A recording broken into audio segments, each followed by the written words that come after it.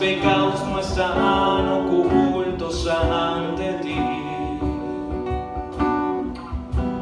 Y tú ya lo sabes todo. Y me arrepiento de verdad. Aquí estoy, límpiame. Y trae tu luz a mi ser. Que no quiero ocultar mi maldad ante ti. Aquí estamos, Señor. Aquí estoy, clamo a ti. Y tu perdón llegue a mí. Vuelve a ocupar el primer lugar en mí. Deja que una vez estaban la verdad y la mentira en una cabaña y dijo la mentira: oye, ¿verdad? Hay un día muy soleado y hermoso. La verdad corrió la cortina y miró y dijo: sí, hay un día soleado y hermoso. Y dice la mentira: ¿qué tal si salimos a caminar un rato? Y salieron a caminar y se acercaron al lago. Entonces en el lago la mentira metió su pie en el agua y dijo: oye, esa agua está agradable para echar una nadadita. La verdad sacó el pie y lo metió en el agua y dijo: sí, está agradable. ¿Qué tal si nos bañamos un rato? Vamos a bañar. Y se bañaron. Estuvieron nadando un rato, pero en un descuido de la verdad, la mentira salió y se vistió con las ropas de la verdad. Y salió corriendo. La verdad, cuando se dio cuenta, pues salió, pero no se podía vestir porque era la verdad con las ropas de la mentira. Así que caminó desnuda y llegó al pueblo. En el pueblo, la gente recibió a la mentira vestida de la verdad. Pero cuando vieron a la verdad desnuda, la apedrearon y la sacaron del pueblo. Capten en la moraleja. La gente recibe más la mentira disfrazada de la verdad antes que recibir a la verdad desnuda o cruda. Lo que hablaba la semana pasada, ¿qué hacemos con la mentira? Mire, hermano, dice el apóstol que nosotros tenemos ahora una buena conciencia para con Dios.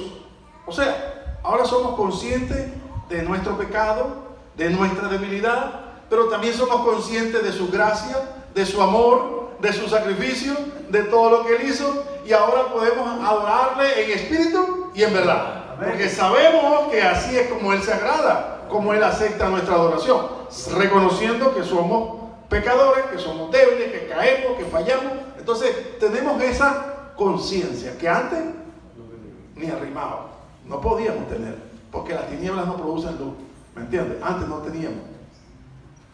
Ahora bien, en este estado de conciencia tenemos que estar conscientes también de que el enemigo de nuestras almas, dice la palabra así, anda como león rugiente buscando a quien devorar, ¿sí o no? O sea, el fulano no cesa. Decía la semana pasada que desde el Edén, allá en aquella triquiñuela, en aquella curva, en aquel estrupor que le mandó a la mujer, que la mujer cayó y con ella el marido y con ellos la humanidad y con ellos pues todos nosotros y todo lo que vino como consecuencia. Pero ahí no cesó, si Dios vino a restaurar al hombre y a hacer una nueva generación con Noé, Él volvió otra vez a hacer la cuestión. Pero ahí no terminó. O sea, usted ve toda la historia de la humanidad y empieza a ver el pueblo cómo fue cautivo a Egipto y cómo Dios lo sacó con mano poderosa. Y el pueblo otra vez creía en la mentira disfrazada de verdad. Cuando vemos la historia del pueblo de Israel, vemos al pueblo de Israel y dice que en el pueblo de Israel habían falsos profetas que le decían al rey: mira, no va a venir, los babilónicos no van a venir, no va a pasar nada, quédate quieto, sigue haciendo lo que estás haciendo, sigue haciendo tus libaciones y tus derramamientos de aceite ante Acera y ante los Astarot y ante los Baal, y etcétera, etcétera. Pero había un tal Jeremías que decía: mire, dejen eso porque la ira de Dios se va a encender sobre nosotros, así como pasó con Israel, va a pasar con Judá. Pero no solamente eso, después cuando vino Jesucristo, entonces el diablo tentó a Jesucristo también con una mentira disfrazada de verdad. ¿Se acuerdan lo que les hablé la semana pasada? Pero ahí que no queda cosa. Después que el evangelio queda sembrado en aquellos hombres, que comienza la iglesia a crecer con la obra del Espíritu Santo, comienzan entonces a instigar o a asediar a la iglesia con su doctrina. Y ahí venían los gnósticos diciendo: mentira que Dios fue manifestado en carne. Eso fue un oleograma, ¿me entiendes? Eso fue una manifestación espiritual, tangible, visible, pero que la santidad de Dios no puede hacerse de carne de pecado. Y entonces comenzaban eso, y venían los arianos, y venían los nicolaitas, que querían que ese cristianismo hiciese especie de un puente entre el paganismo helénico y el paganismo romano, y en una mezcolanza con el judaísmo, y entonces que guardaban la ley pero que también vivieran en la gracia. Ay, no. Eso es lo que decimos en criollo, un arroz con mango, ¿me entiendes?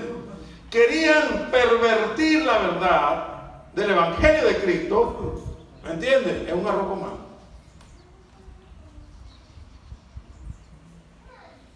¿Somos conscientes de que eso no ha cesado? Eso es lo importante. Que seamos conscientes de que la obra y el misterio de la iniquidad está hoy día todavía vigente. Y que como león rugiente buscando a quien devorar, no es en el mundo, porque él es el príncipe de ese mundo y él gobierna el mundo. Entonces, ¿a quién quiere devorar? Si a los que ya tiene cautivo, ¿para qué?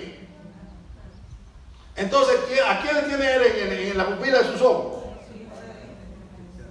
¿No dice Apocalipsis 12 que la serpiente, que es la serpiente antigua, que es Satanás, vino a hacer guerras con los que han lavado sus vestiduras en la sangre del Cordero y tienen el testimonio de Cristo? Somos nosotros los que estamos en el ojo.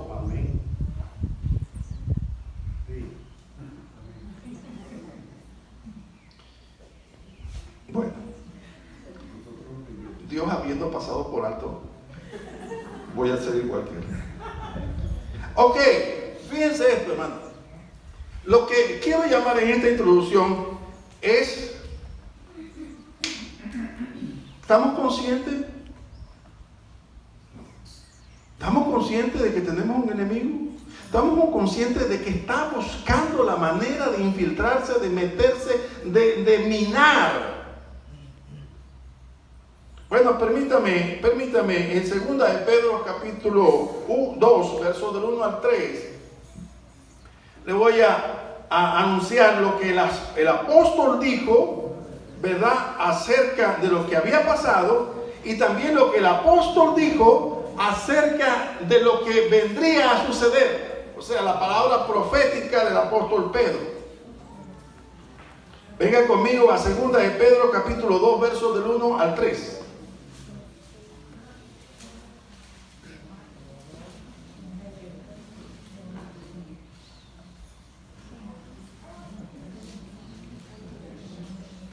Y ahí, en la conciencia que usted y yo tenemos, vayamos teniendo el discernimiento de cómo este hombre, ¿verdad?, que fue tomado del polvo y fue hecho un heraldo de la palabra, tenía clara conciencia de lo que había pasado y de lo que vendría.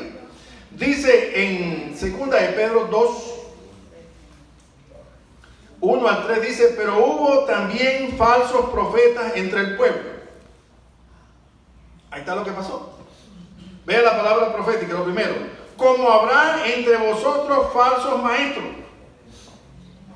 que introducirán encubiertamente herejías destructoras y aún negarán al Señor que los rescató, trayendo sobre sí mismo destrucción repentina. Ahí está la primera profecía.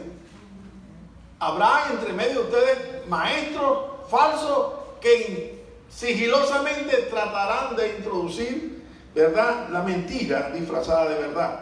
Segundo, y muchos seguirán sus disoluciones por causa de los cuales el camino de la verdad será blasfemado, será insultado, será ofendido. La palabra de verdad será pisoteada, como la verdad que fue apedreada, según la ilustración. Porque la gente dirá, bueno, pero si este dice que es redimido por Cristo, que es libre por Cristo, y que ahora en Cristo es nueva criatura, ¿verdad?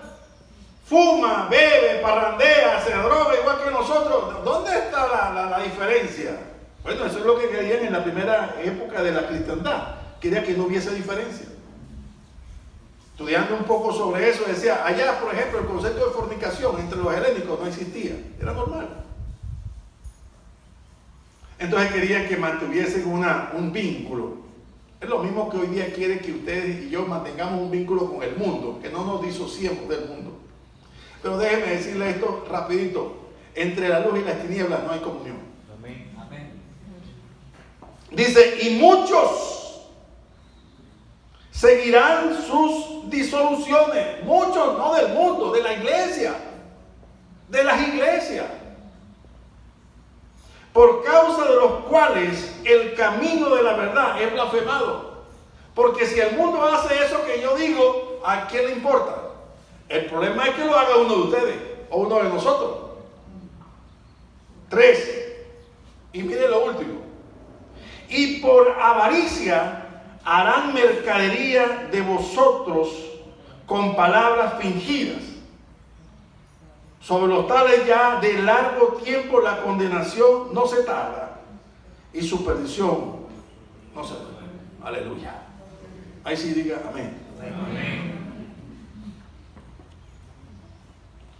Hermano, ¿verdad que es hermosa esta palabra de Pedro?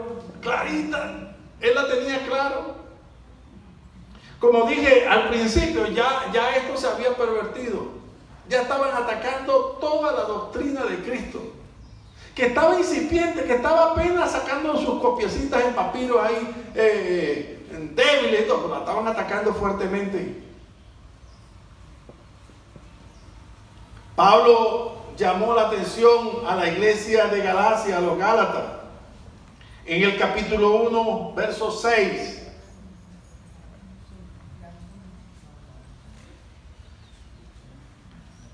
Y dice Pablo, estoy maravillado de que tan pronto os hayáis alejado del que os llamó por la gracia de Cristo para seguir el evangelio, un evangelio diferente. ¿Quién anunció un evangelio diferente? ¿Sabe que a donde iba Pablo iba un grupo de judíos para contradecir lo que Pablo decía?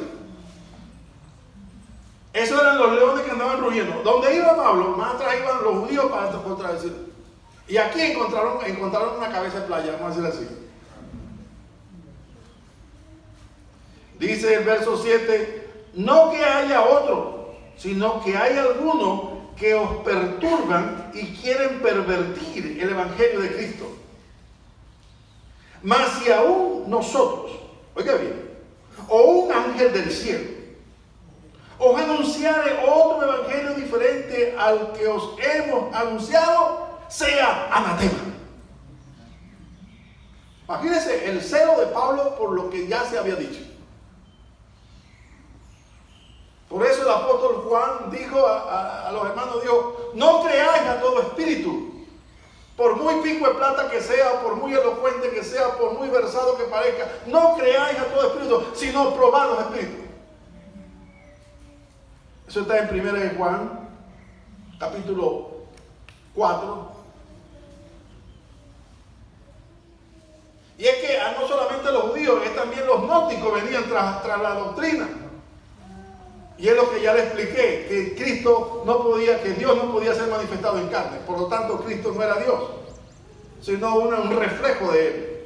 Bueno.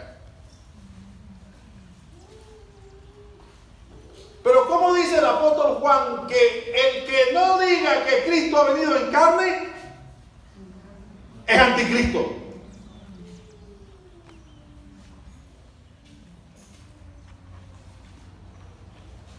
Entonces,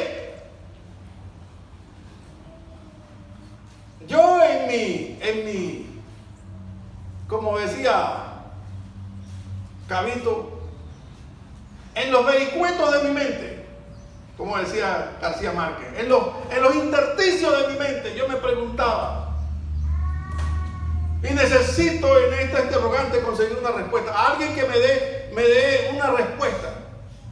Y me preguntaba, ¿es Dios justo? ¿Es Dios justo? Porque Jesucristo dijo en Juan 17, Padre justo. ¿Es justo? Entonces, si Dios es justo, toda su obra es conforme a su justicia o su palabra. O sea, no puede haber obra que haga Dios que sea un poquito más allá de la. No. Tiene que ser que se conforme exactamente a qué? A su palabra.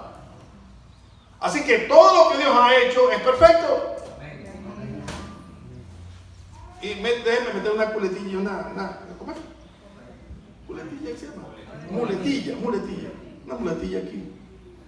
Sí, porque a mí a veces me absorbe mi pasión, mi sentimiento, ver que la gente dude acerca de su salvación. Si la salvación es de Dios, ¿cómo es la salvación? Es perfecta. Es perfecta. Por eso no hay nada que añadir ni nada que quitar. Perfecto, quédese quieto. No le busque 5 patas al gato. Que usted es imperfecto, totalmente de acuerdo. Que usted hierra, totalmente de acuerdo. Que usted se cae, así voy yo también. Pero lo que Él hace es perfecto porque Él es perfecto. Amén.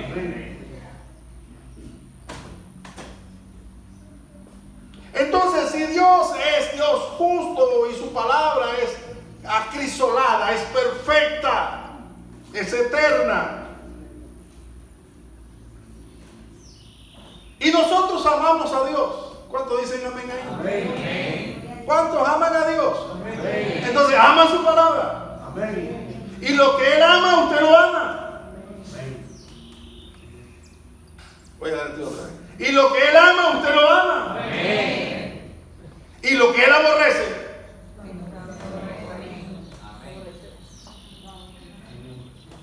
usted tiene que aborrecer. Amén.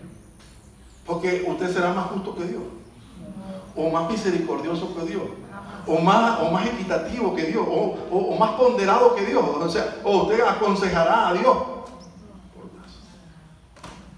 Venga conmigo a Proverbios capítulo 6.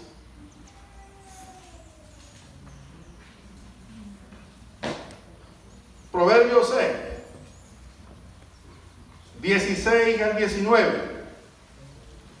Dice el proverbista, 6 cosas aborrece Jehová. 6 cosas aborrece Jehová. Y aún 7 abomina su alma. ¿Me está viendo que hay cosas que son anatemas, que son repudiables, que son un vomitivo? Que Dios no las puede ver ni de cerca, las rechaza.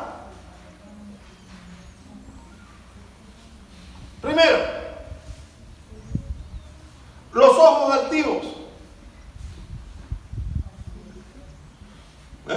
Eso que le gusta mirar a los demás por encima del hombro. ¿Quién eres tú?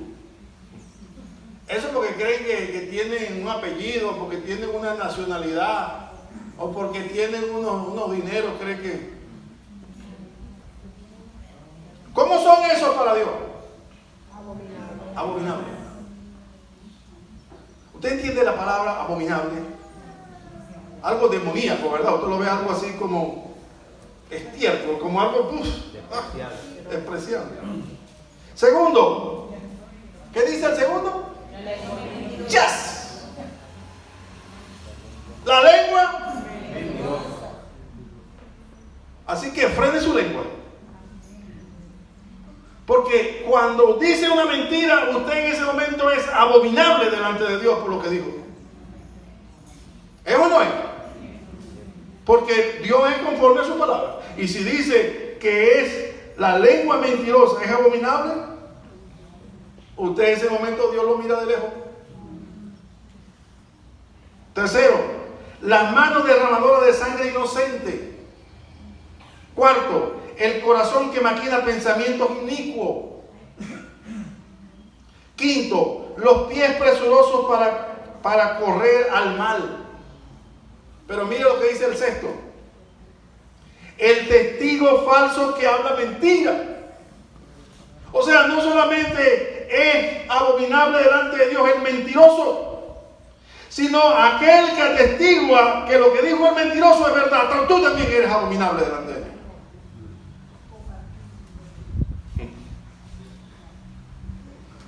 No podemos ver la palabra de Dios ligeramente. Y por último, el que siembra discordia entre los hermanos. Proverbios 12:22. Los labios mentirosos son abominación a Jehová, pero los que hacen verdad son su contentamiento. Por eso digo, este es mi hijo amado en quien tengo contentamiento, complacencia, me alegro, me satisface. Entonces, si nosotros somos el cuerpo de Cristo, si nosotros somos la iglesia, tenemos que tener el carácter de Dios y aborrecer lo que Él aborrece y amar lo que Él ama.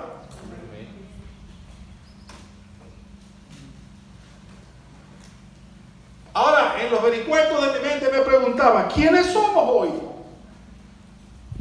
Yo veo que está claro el apóstol y también el salmista y el proverbista cuando dijo estas palabras. Pero nosotros hoy, aquí, nosotros hoy, ¿quiénes somos?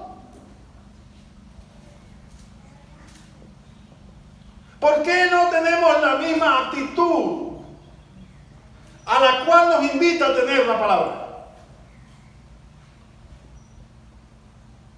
¿Por qué queremos hacer un relativismo de la palabra? Bueno, depende. ¿Depende de qué? No depende de nada. Usted y yo no estamos llamados a hacer juicio de la palabra y a juzgarla según las circunstancias, sino a obedecerla cualquiera sea las circunstancias. Punto. Entonces la pregunta es, ¿quiénes somos hoy? ¿Hasta dónde nos han minado? ¿Perdimos nuestra identidad como santos de Dios? Como hijos de Dios, perdimos pureza y somos como los nicolaitas, ya como la doctrina de la mezcla. Perdimos valentía, perdimos discernimiento de espíritu y nos llevan como borregos. ¿Me estás entendiendo lo que te pregunto? ¿Qué nos pasa hoy día? ¿Dónde está el Espíritu de Dios? ¿Dónde está el Espíritu de Dios? ¿Dónde está el Espíritu de Dios que nos guía a toda verdad? Que nos hace escrutar entre lo bueno y lo malo. Que hace que hombres y mujeres tengan los sentidos desarrollados en el discernimiento del bien y del mal. ¿Dónde está? ¿O es que el pueblo ha sido minado así como está en Mateo 13 y ha sido embuido en el afán del día a día? Que no me contamine con la vida, que me eche crema en las manos, que me lave las manos, que me ponga tapabocas, que marque distancia, que me lave los pies. ¡Qué cosa! Y entonces cuando nos meten todo eso en la cabeza, nos empiezan a mirar y a enfocar en una manera diferente y ya no vemos el reino. Ya lo que vemos es nuestra supervivencia. La pregunta es, ¿quiénes somos hoy? Voy a hacer las 5 preguntas. ¿Perdimos identidad como santos? ¿Como heraldos de la verdad? ¿Perdimos pureza y somos una mezcla ya como samaritanos? ¿Perdimos valentía? Mira que te mando que te esfuerces y seas valiente. No te vas a enfrentar a menudas cosas, te vas a enfrentar a un mundo hostil. Los cananitas no son humanos, son bestias. Yo he enviado juicio sobre ellos. Y vosotros sois la espada de mi juicio. ¿Perdimos discernimiento en el espíritu? ¿Por qué dice eso, pastor? Porque hoy queremos agradar a Dios y aborrecer lo que Dios aborrece, pero que nadie se ofenda, que nadie se sienta ofendido. Ya va. Pero alguien dijo, yo recuerdo que alguien dijo una vez, el mundo os aborrecerá. Porque a mí me aborrecieron y a vosotros aborrecerán también. Entonces yo tengo que ser para el mundo aborrecible. ¿No escuché un amén? A ver. Amén. Porque si quiero agradar a Dios tengo que ser aborrecible. No, ya él no echa los chistes con nosotros como antes. Ya no él se echa las frías con nosotros, las cerbatanas, ya no viene para acá, ya no rumbea con nosotros, ya. Sácalo de aquí. Sácalo del grupo. Sácame completo. Bórrame entero.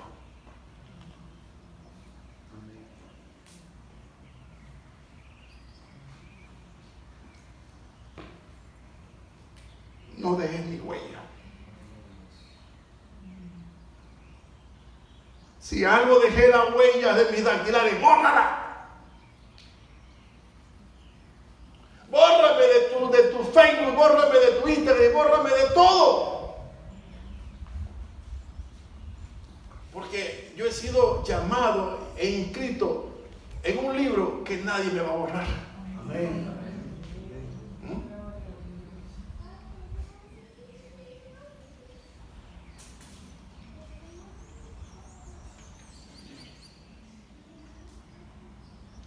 ¿Quién es la iglesia? En Primera de Timoteo 3:15. El capítulo 3 de Primera de Timoteo habla Pablo a su discípulo acerca de los requisitos o el perfil que deben tener los pastores y que deben tener los diáconos. Dice, allá en la iglesia que está comenzando, mira, este es el perfil de los pastores, de los obispos, debe ser esta, así, y los diáconos, bueno, deben ser así, ¿ok? Por si acaso tardo, dice, por si acaso tardo en ir, verso 15, sepas cómo debes conducirte en la casa de Dios, que es la iglesia del Dios viviente. Aleluya. Esta que está aquí, este grupo que está aquí, es la casa de Dios, la iglesia del Dios viviente. ¿Y qué tiene como identidad la iglesia del Dios viviente?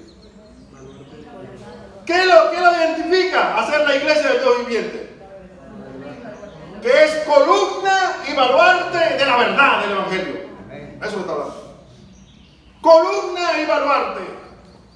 O sea, es la pared o el muro o la fortaleza donde se esconde la verdad, donde se cuida la verdad, de donde se proclama la verdad. Los que defienden la verdad no son bloques, no son adobe, no son piedra. Son hombres y mujeres que nos ponemos enfrente para defender la verdad. Esa es la iglesia. Esa es la iglesia. O sea, si usted se identifica con este texto, entonces usted es de la iglesia. No podemos ser indiferentes ante el hecho que atenta nuestra doctrina No podemos ser diferentes a aquello que vulnera vulnera la verdad de Dios, la palabra de Dios, que la limita, que la corta. Tenemos que aborrecer lo que Dios aborrece, cualquiera sean las consecuencias, aún que seamos nosotros aborrecidos. ¿Sabe? ¿Se acuerdan cuando yo les predicaba acerca del temor de Dios? En el libro Hombres del Reino,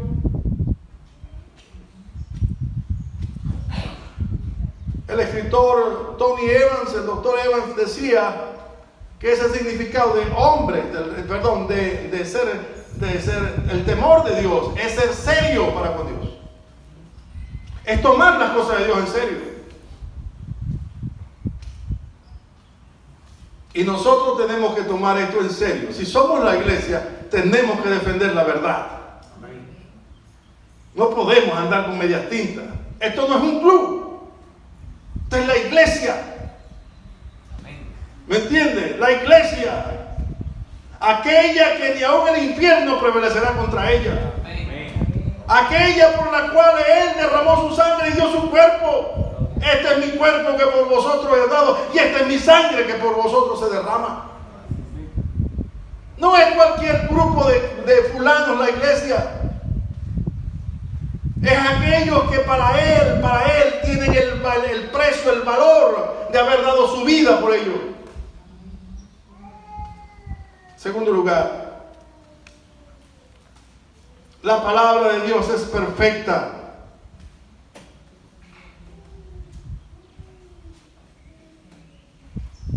Claramente dice la palabra que el misterio, Pablo dice a los Colosenses, el misterio de Dios, Cristo, dice, lo que estaba escondido de Dios, que los profetas no sabían de quién hablaban, si de ellos o de otros, a ellos no les fue revelado, pero a nosotros nos ha sido revelado.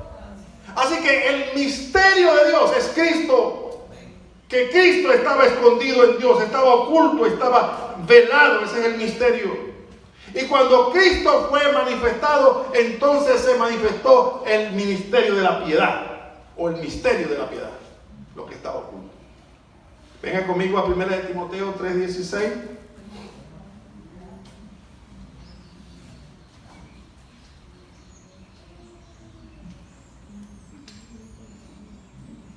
Primera de Timoteo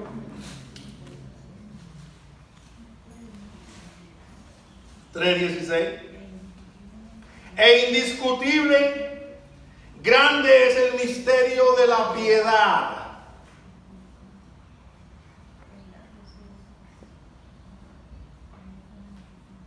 Punto número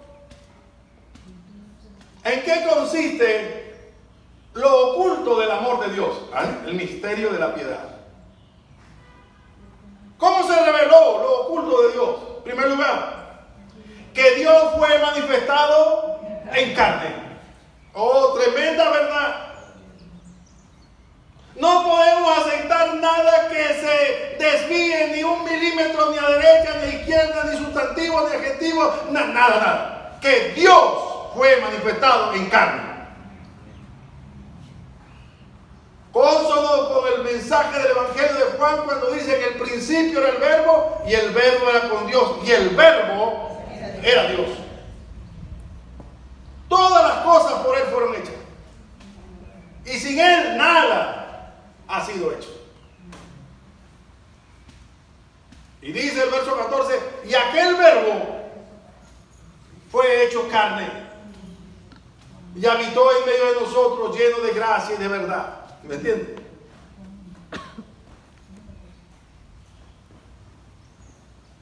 El amor de Dios ha sido manifestado en carne, en la persona de Cristo. No podemos aceptar algo diferente, ni que sea lenguaje actual, ni lenguaje iberoamericano, ni lenguaje contemporáneo, ni lenguaje subjetivo, nada. Es Dios y no hay otro.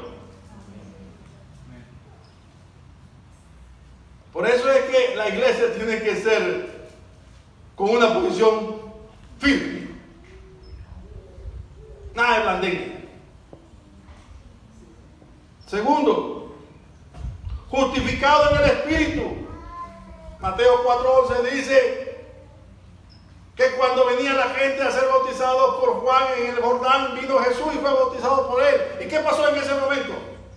Dice que los cielos fueron abiertos y el Espíritu Santo descendió en forma corporal como de paloma, y se escuchó una voz que dijo: este es mi Hijo amado en quien tengo complacencia.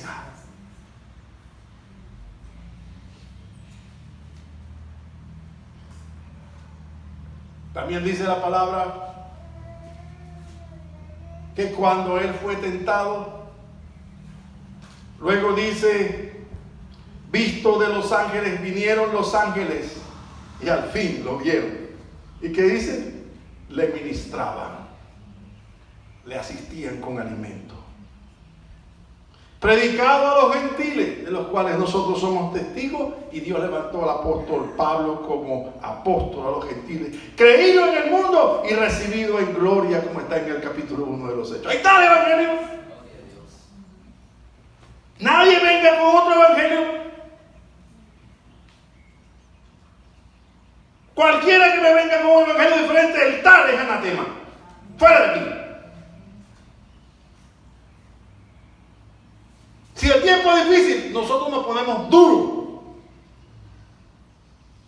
Aquí es cuando entonces tenemos que ver quién es quién. Ya basta de cifridismo evangélico. Ya basta de evangélicos light, como que es la nueva moda, la nueva era del evangelio, o la nueva era de la religión, el evangélico. No. Ya basta de mentira. No podemos ver ligeramente que desvirtúen sutilmente el hecho de que Dios fue manifestado en carne, que el Verbo es la persona misma de nuestro Señor Jesucristo, el cual descendió y se despojó de su gloria, como dice en Filipenses capítulo 2, que Él es el creador de todas las cosas y que coexiste en una unidad perfecta con el Padre. Porque si algo aceptamos diferente a esto de la deidad de Cristo, entonces vámonos con los testigos de Jehová. Pues.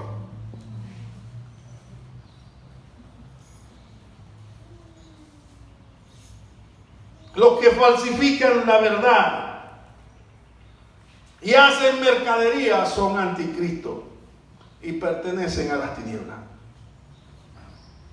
Pablo fue claro cuando dijo en 2 Corintios 2:17, pues no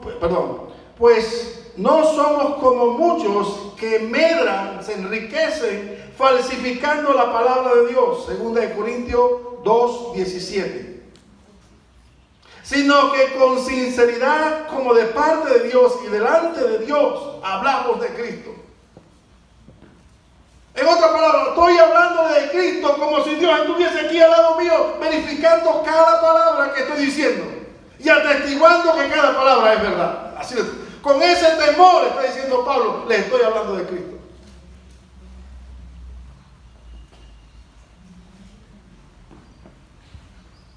En 2 Corintios 4, 1 y 2 dice: por lo cual, teniendo nosotros este ministerio según la misericordia que hemos recibido, no desmayamos antes, bien renunciamos a lo oculto y vergonzoso, no andando con astucia ni adulterando la palabra de Dios, sino por la manifestación de la verdad, recomendándonos a toda conciencia humana delante de Dios. No podemos negar que estamos viviendo tiempos donde la mentira se ha disfrazado de verdad y ha calado en medio de la grey.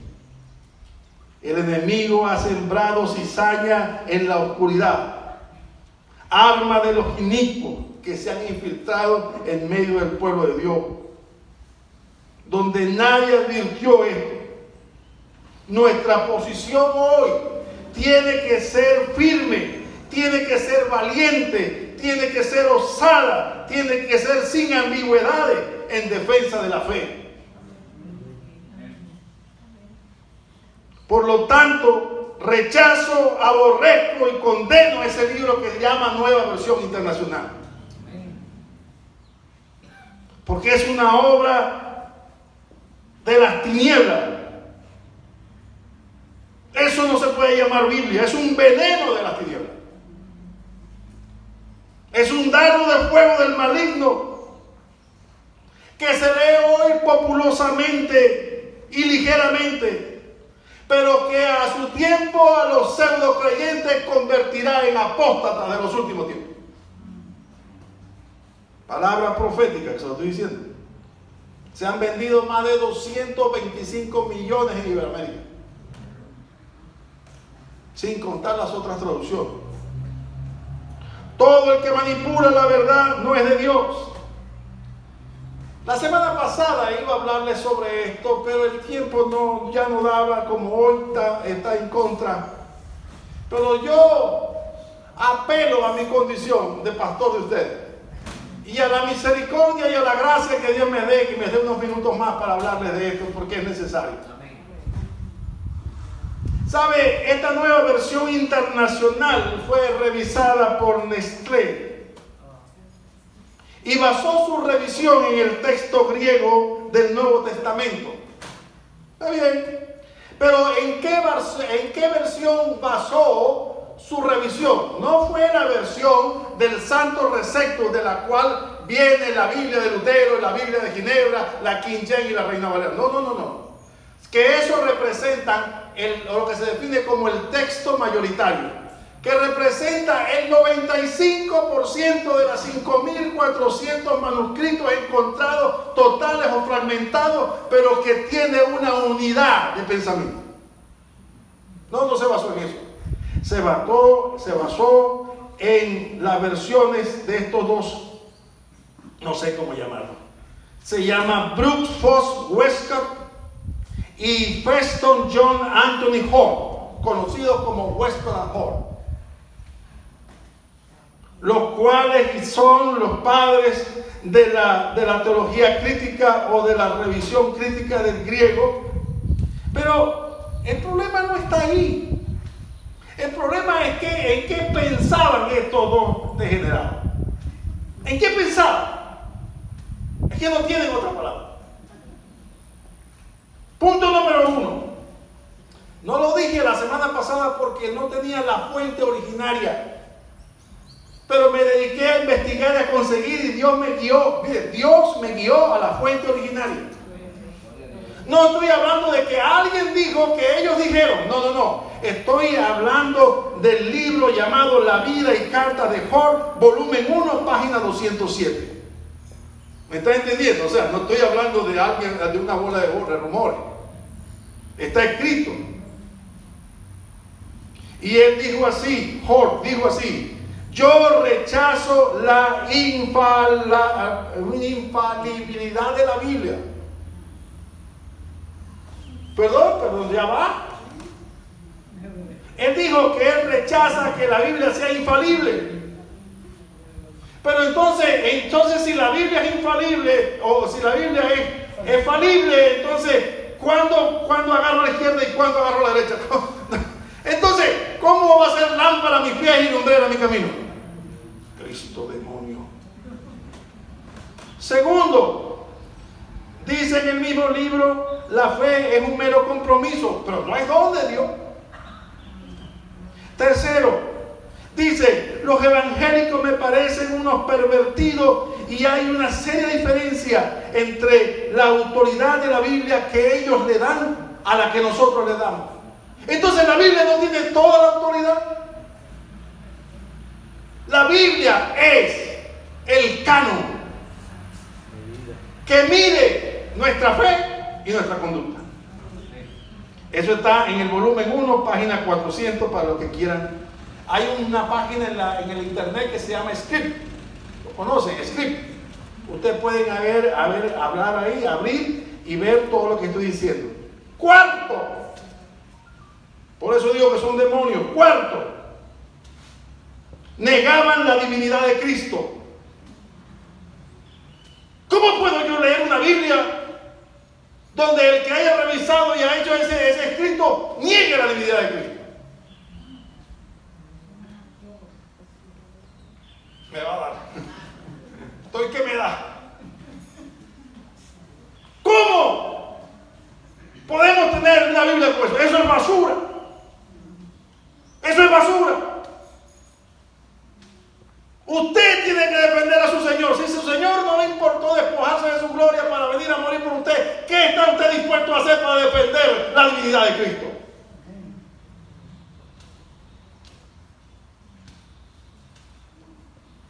Lo dice Westcott según el Evangelio de Juan, página 297.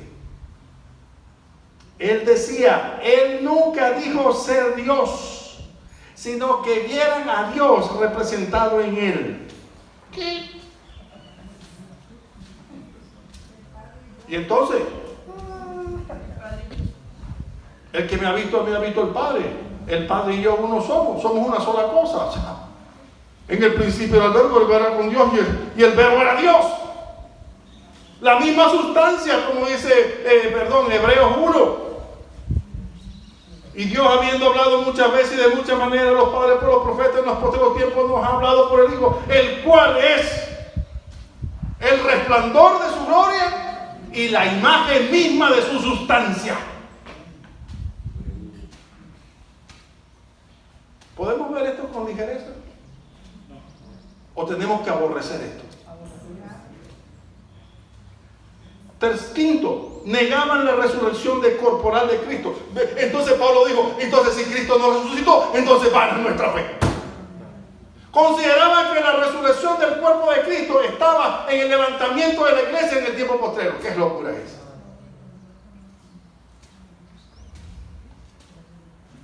Es que, mire, yo cada vez que entraba al cuarto y mi esposa estaba ahí, yo le decía, vengo en shock. Vengo para coger mínimo, porque cada vez que yo leía estas cosas, entre más investigaba, yo decía, pero qué horror es este. Quinto, ese es, negaban la resurrección. Sexto, negaban la expiación por medio de la sangre. Decía Job, no hay cosa que me produzca más repugnancia que escuchar esto de que la sangre redime.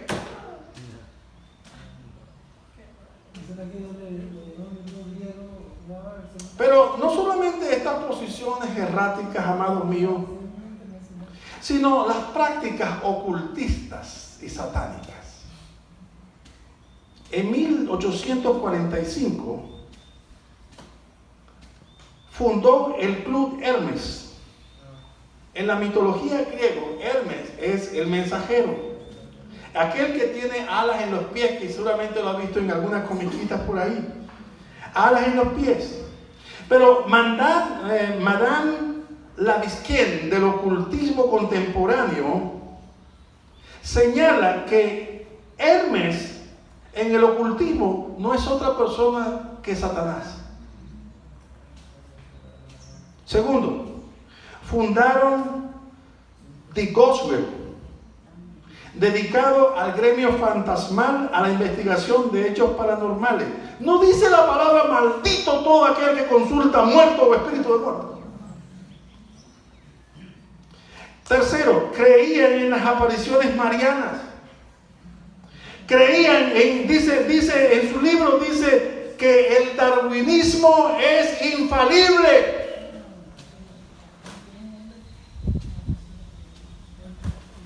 Pero antes que usted se caiga para atrás, en 1851, esta cosa fue ordenado como pastor de la iglesia anglicana y organizó otro grupo de ocultistas llamados los apóstoles. Y en 1852 dijo, hay que destruir el texto mayoritario o el santo recepto hecho por Erasmo de Rotterdam.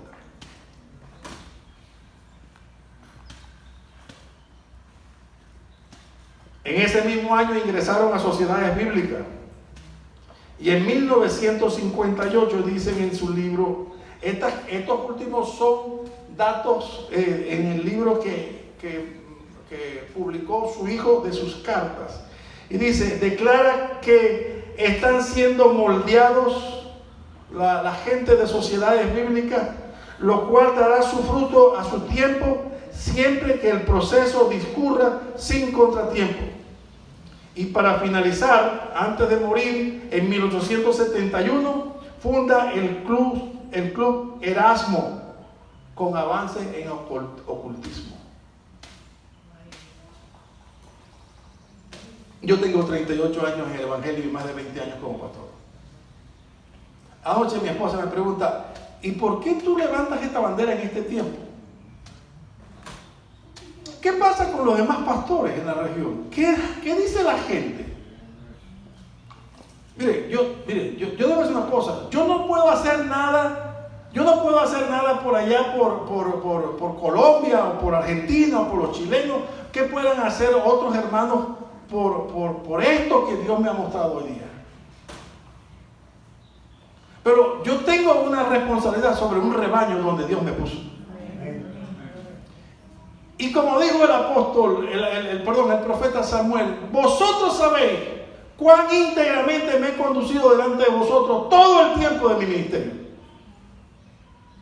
Y Dios me es testigo que jamás he manipulado la palabra para ningún provecho personal. Pero hoy veo con espanto y horror cómo cantidades de iglesias consumen esto sin saber que están bebiendo un veneno letal para la doctrina de la deidad de Cristo, de la salvación. Yo podría estar aquí toda una tarde, pero yo les invito a que ustedes investiguen en internet, para que vean por script, por otros grupos, para que vean, lo que estoy diciendo no es nada comparado con la doctrina de la salvación, con la doctrina del infierno, con la doctrina del romanismo, con la doctrina, es una cosa aberrante. ¿Y cuál es mi posición? Yo tengo que levantar la voz. Yo le dije a mi esposa, yo no me puedo quedar callado. No, es que no puedo porque ya lo sé. ¿Me entiendes? Antes no lo sabía, no me había sido revelado. Pero ahora que ¿y cómo te llegó? Bueno, porque estuve investigando acerca de unas cosas y de repente vi una en el YouTube, una que decía NBI y se me hundió por hundirlo, pues. Porque siempre me producía como urticaria la cuestión. Nunca sí fui afín. Cuando escuché al doctor César, bueno, ya aparece. Si usted busca por YouTube, pone NBI y pone al doctor César Vidal, usted se va a encontrar a este que es un erudito, que no es ningún huele trapo, ¿me entiende? Que tiene doctorado en teología, bueno, tiene una carrera, pero es un celoso defensor de la verdad pura, perfecta, de la palabra de Dios. Agradezco vuestra paciencia.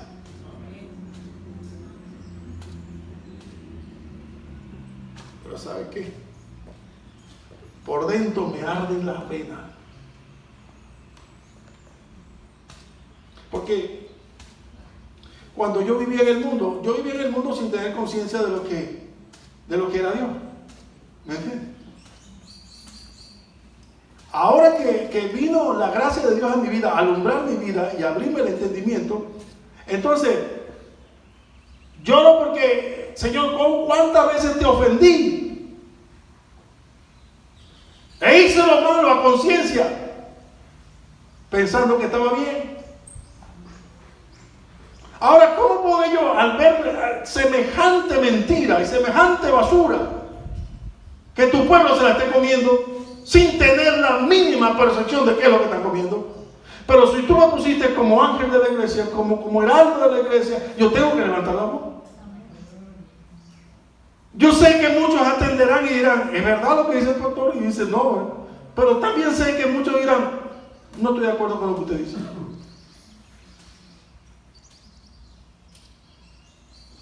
Como dice por ahí, el miedo es libre. Pero como pastor de la iglesia y como autoridad en la palabra, yo tengo que decir esto a la iglesia. Y no solamente en la congregación del domingo, en la asamblea. Para que la iglesia fije una posición y nadie en esta iglesia enseñe con esa basura. A nadie aquí. Ni en ninguna célula. Yo no sé cuántos tienen esa basura, pero si usted dice, pastor, pero es la única que tengo y me la dieron, tráigamela que yo le consigo una, veo cómo consigo recursos y se la cambio. Esa es mi ofrenda. Para que tome leche espiritual no adulterada. Amén. Y al Señor sea la gloria. Dios le bendiga a todos.